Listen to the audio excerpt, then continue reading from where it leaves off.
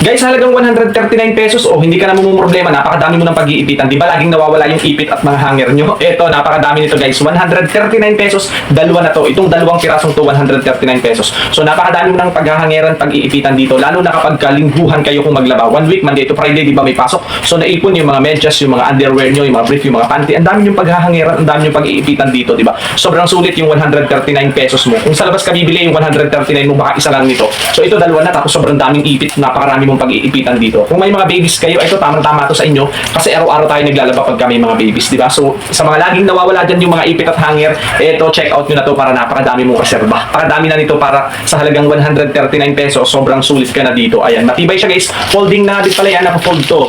Ito guys, nai-fold nga pala yan, yan. So ito nai-fold yan, ganyan. Kung hindi mo gamit, pwede mong ilagay sa isang tabi, di ba? Napakaganda. So sobrang sulit ka dito kasi napakadami na. So kung laging nawawala at hindi mo makita kung nasan yung hanger at ipit ninyo, ito i-check out mo na to, hindi na to mawawala. So madaling hanapin, hindi na basta mawawala. Sobrang dami mong pag-iipitan. Kaya naman, ano pang iniintay nyo, i-check out nyo na to. Makakapili din kayo kung ano yung gusto nyong kulay guys. Ayan, napakamura, sobrang sulit.